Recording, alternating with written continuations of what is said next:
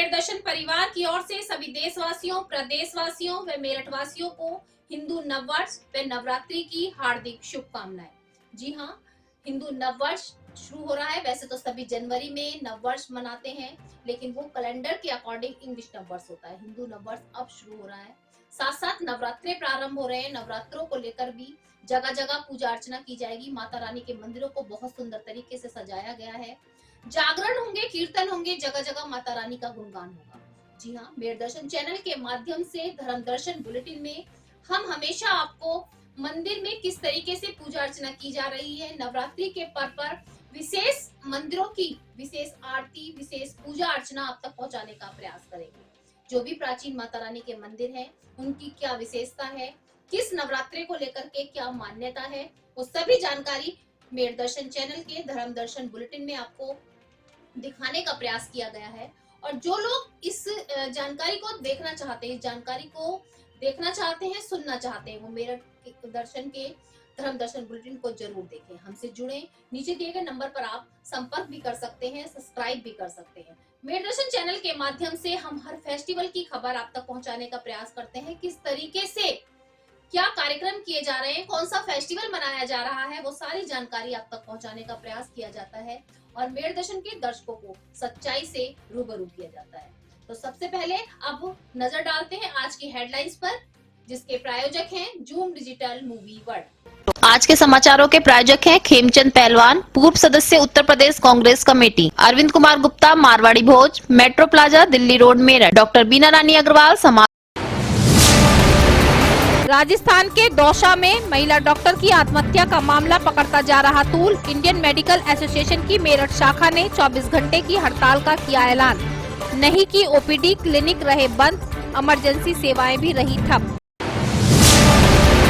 चल रहे high school व इंटरमीडिएट एग्जाम में छात्र छात्राओं को जागरूक करने के लिए देश के प्रधानमंत्री नरेंद्र मोदी ने दिया संदेश। स्कूल कॉलेजों में लगाए गए प्रोजेक्टर, छात्र छात्राओं ने देश के प्रधानमंत्री नरेंद्र मोदी को सुना लाइव। ऊर्जा एवं वैकल्पिक ऊर्जा राज्य मंत्री डॉक्टर सोमेंद्र तोमर ने प्रेस वार्ता का किया आयोजन, जिसमें सभी का आभार व्यक्त करते हुए अपनी प्राथमिकताओं को गिनाया। कहा, खेल विश्वविद्यालय के शिलान्यास के बाद मेरठ खेल नगरी के रूप में जाना जाएगा। खत्म होगा भ्रष्टाचार, एक नंबर किया जाएगा जारी, लोग भ्रष्टाचार को लेकर कर सकेंगे शिकायत। थाना मेडिकल के फूड विभाग की ऊपरी मंजिल में लगी भीषण आग, मची अफरा तफरी। मौके पर पहुंची फायर ब्रिगेड की गाड़ी, काफी मशक्कत के बाद आग पर पाया काबू। क्रीड़ा भारती मेरठ इकाई द्वारा जिला सम्मेलन, खेल प्रतिभा सम्मान व बॉडी बिल्डिंग जिला व प्रदेश स्तरीय प्रतियोगिताओं का 3 अप्रैल रविवार को होने जा रहा आयोजन। प्रेस वार्ता के माध्यम से दी जानकारी। लखनऊ में आयोजित 28 से 30 मार्च तक अंडर 14 केडी सिंह बाबू ऑल इंडिया हॉकी चैंपियनशिप में पूरे मंडल से एकमात्र एसडी कॉलेज सदर के कक्षा 8 के छात्र खिलाड़ी वंश गिरी ने शानदार प्रदर्शन कर शहर व कॉलेज का नाम किया रोशन। कॉलेज के प्रधानाचार्य अरुण गर्ग, प्रबंधक सुरेश चंद्र गोयल, हॉकी कोच जोगिंदर सिंह व अन्य अध्यापकों द्वारा छात्र को माला पहनाकर किया गया स्वागत। अब खबरें विस्तार से। अगर धरती पर भगवान है तो किसके रूप में है? डॉक्टर्स के रूप में। जी हाँ, आपने अभी देखा कि 2 साल के कोरोना काल में अगर हमारी सहायता के लिए कोई पहुंचा, अपनी जान को हथेली पर लेकर यदि कोई कार्य कर रहा था, तो वो थे डॉक्टर्स। डॉक्टर्स कोरोना फाइटर थे और आज भी डॉक्टर्स को भगवान का दर्जा दिया गया है, क्योंकि हम बीमार होते हैं और सबसे ज्यादा विश्वास जो हम करते हैं वो करते हैं डॉक्टर्स पर। डॉक्टर्स दिन देखते हैं ना रात देखते हैं, मरीजों की सेवा में अपना पूरा जीवन लगा देते हैं, लेकिन उन डॉक्टर्स पर भी उंगली उठाई जा रही है। आज मैं आपको बताती चलूं कि आईएमए के सभी डॉक्टर्स ने आज अपने क्लिनिक बंद रखे, हड़ताल पर रहे और कल भी हड़ताल पर रहे। इमरजेंसी सेवाएं भी ठप रही। कारण क्या था वो भी आपको बताती चलूं। राजस्थान के दौसा में महिला डॉक्टर ने आत्महत्या कर ली। डॉक्टर्स का कहना है कि आत्महत्या नहीं, वो एक तरीके से हत्या मानते हैं उसको, और ये मामला तूल पकड़ता जा रहा है।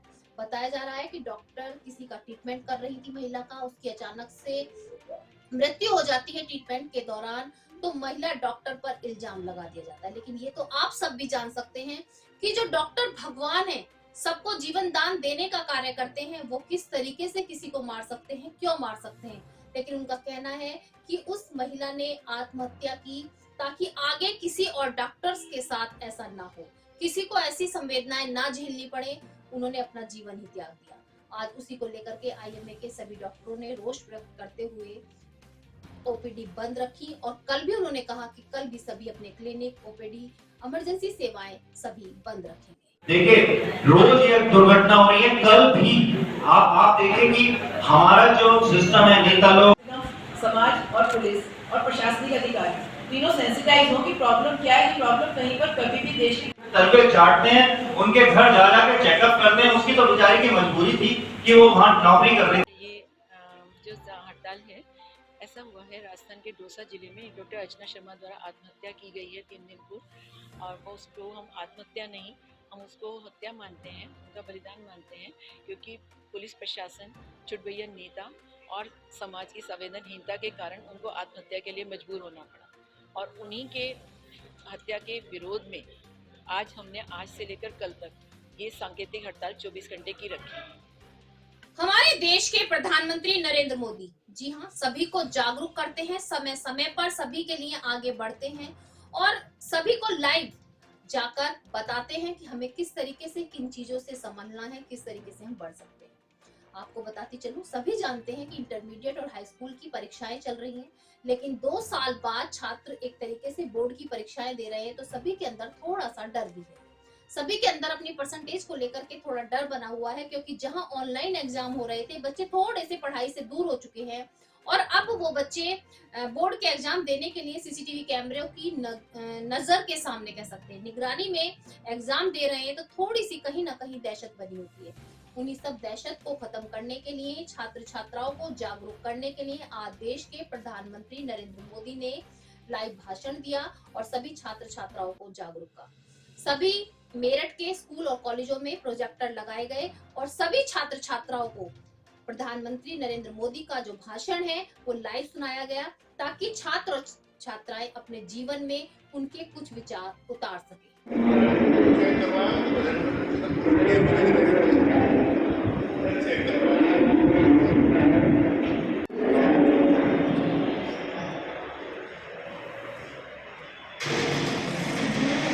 परीक्षा पे चर्चा कार्यक्रम चल रहा है। माननीय प्रधानमंत्री जी द्वारा हमारे सभी बच्चों को संबोधित किया जा रहा है, पूरे देश के बच्चों को।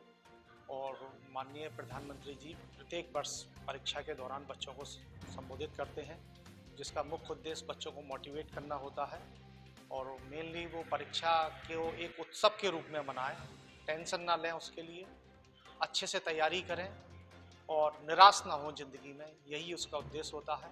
इसके लिए वो बच्चों के स्वास्थ्य के संबंध में, उनकी एकाग्रता के संबंध में, अपना मानसिक शक्ति को कैसे मजबूत रखें, इन सब बातों पे बच्चों को शिक्षा दी जाती है, जिससे सिर्फ न केवल बच्चों का भला होता है, बल्कि पूरे देश के जो गुरुजन हैं जब अपने प्रधानमंत्री को गुरु की भूमिका में देखते हैं तो निसंदेह उनका सम्मान भी बहुत बढ़ जाता है।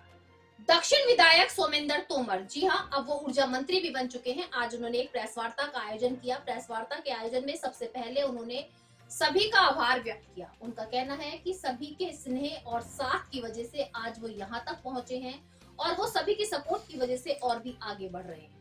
उन्होंने कहा जैसे कि उनको ऊर्जा मंत्री बनाया गया है, तो उसके साथ साथ वो सब भ्रष्टाचार खत्म करेंगे। किसी भी विभाग में अगर इस तरीके का भ्रष्टाचार होता है तो उसके खिलाफ तुरंत कार्रवाई की जाएगी।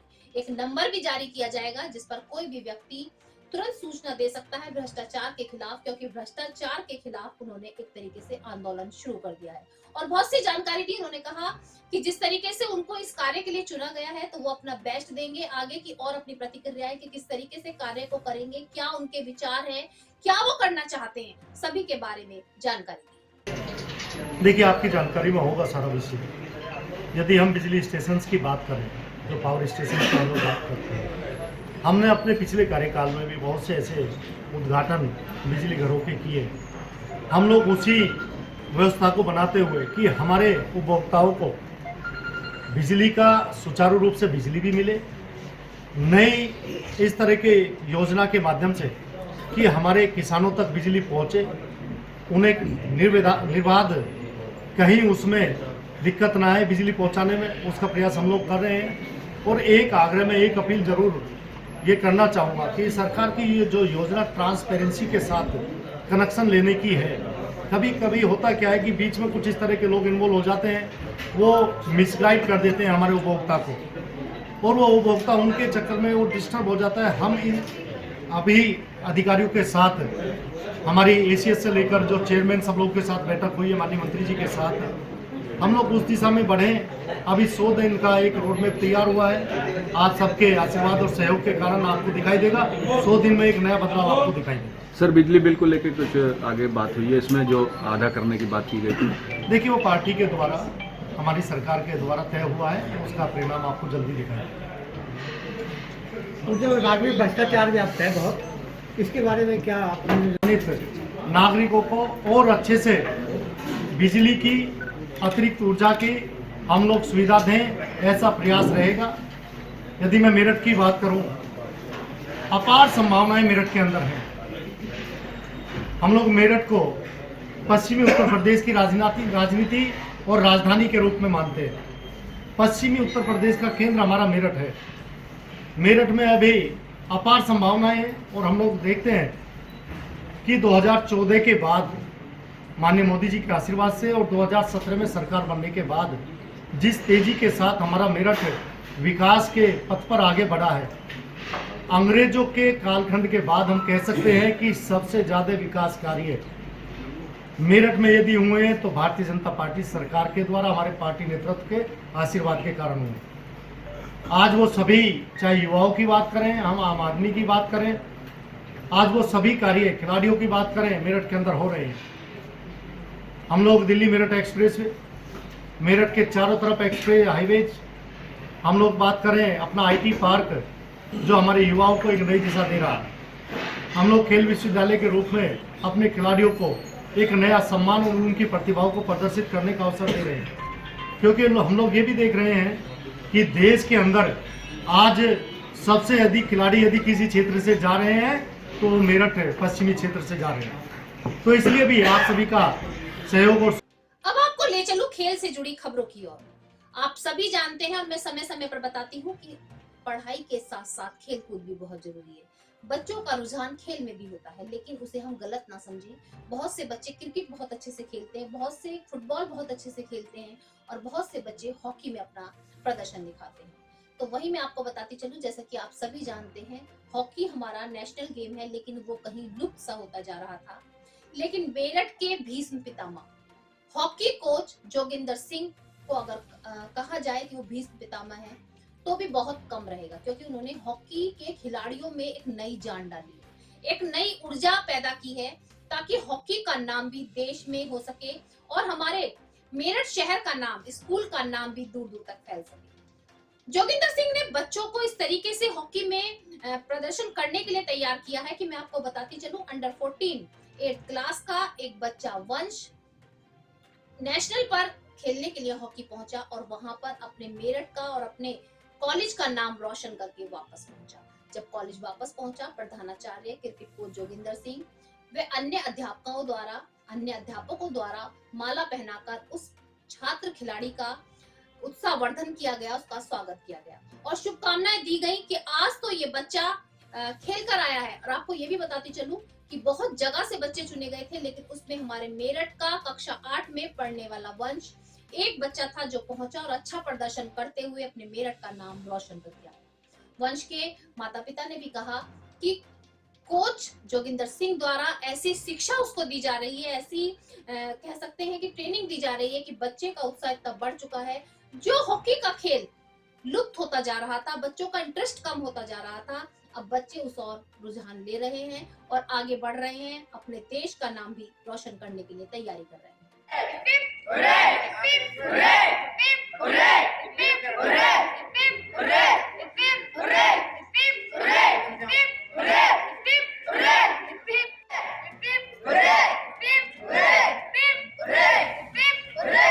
ये बच्चा वंशगिरी प्रतिभाशाली छात्र है, पढ़ाई में भी अच्छा है और खेल में भी अच्छा है। अंडर 14 में ये पूरे मेरठ मंडल से एक ही छात्र गया था जिसका वहाँ सिलेक्शन हुआ और ये वहाँ पे सिलेक्ट भी हो गया है। मैं इसको हार्दिक शुभकामनाएं और बधाई देता हूँ, ये आगे जीवन में और तरक्की करे। ऐसे बच्चे हमारे कॉलेज से प्रतिभावान निकलते रहें तो हमें भी उत्साह होता है और हम चाहते हैं कि वे इन बच्चों को हम विद्यालय की तरफ से भी कुछ पारितोषिक या इनकी पढ़ाई में वो सहायता करें। आपने बहुत सी प्रतियोगिताएं देखी होंगी। जी हाँ, अब मैं आपको बताती चलूं कि बॉडी बिल्डिंग प्रतियोगिता क्रीड़ा भारती द्वारा 3 अप्रैल दिन रविवार चौधरी चरण सिंह ऑडिटोरियम में एक प्रतियोगिता का आयोजन होने जा रहा है, प्रदेश स्तरीय बॉडी बिल्डिंग प्रतियोगिता, जिसमें खिलाड़ियों को भी सम्मानित किया जाएगा और खेल से जुड़े क्षेत्र में कार्य करने वाले लोगों को भी सम्मानित किया जाएगा।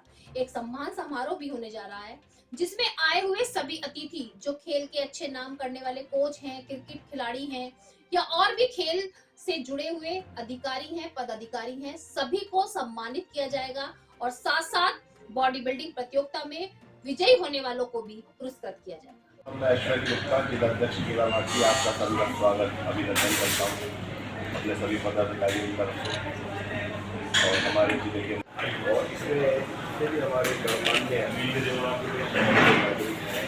हमारे जितने भी निर्वाचित 12 बजे से हम उसके उपरांत 12 बजे से हम दोपहर को मिस्टर मेरठ का आयोजन करेंगे।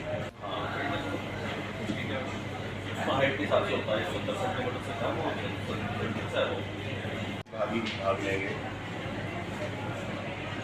और इसका मिस्टर मेरठ के उद्घाटन के अमित शर्मा, तानिया, सब लोग हमारे साथ हैं आज। और जैसा आपको ज्ञात है आगामी 3 अप्रैल रविवार चौधरी चरण यूनिवर्सिटी की वाइस चांसलर है, संभव है वो रहेंगी, इसके उद्घाटन सत्र मिस्टर यू सुभाष चंद्र बोस में एक मिस्टर मेरठ और मिस्टर यूपी का हमें आयोजन करने जा रहे हैं बॉडी बिल्डिंग की प्रथम वो भी इसमें रहेंगे। माननीय दिनेश खटेल मंत्री वो भी इसमें रहेंगे। समापन समारोह संभवतः 7:30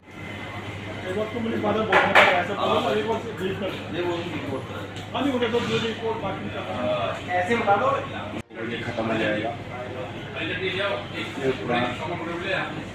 मिस्टर यूपी का हम आगामी रविवार 3 अप्रैल चौधरी चरण सिंह यूनिवर्सिटी में सुभाष चंद्र बोस प्रेक्षागृह में ऑडिटोरियम में हम एक आयोजन कर रहे हैं मिस्टर मेरठ और मिस्टर यूपी का बॉडी बिल्डिंग एंड फिटनेस का।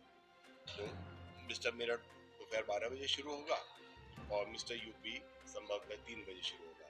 और राष्ट्रीय अध्यक्ष जो हमारे माननीय संजय विनायक जोशी जो भाजपा के पूर्व राष्ट्रीय महामंत्री रहे हैं, संगठन महामंत्री, उनके द्वारा किया जाएगा।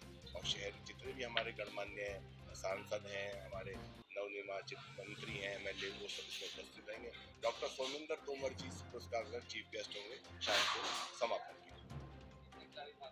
इसमें संभवतः 150 खिलाड़ी के करीब 150 से ज्यादा ही प्रतिभागी भाग लेंगे, पूरी यूपी से आएंगे।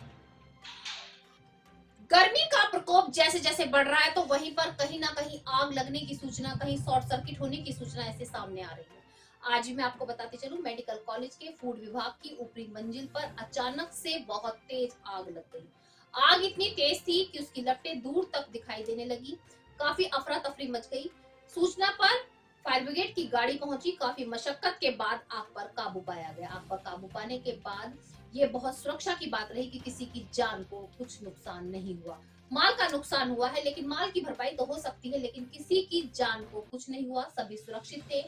लेकिन आप सभी देख सकते हैं जिस तरीके से गर्मी का प्रकोप बढ़ रहा है तो ऐसे हादसे बहुत ज्यादा सामने आ रहे हैं। तो इसलिए हमें सुरक्षित रहना होगा, हमें ध्यान रखना होगा कि कोई भी लाइट का स्विच हो या कोई भी ऐसी इलेक्ट्रॉनिक चीज हो काफी समय तक चली ना रहे। टीम पर डालो, टीम पर डाल बेटे, 3 बंदा आ रहे हैं।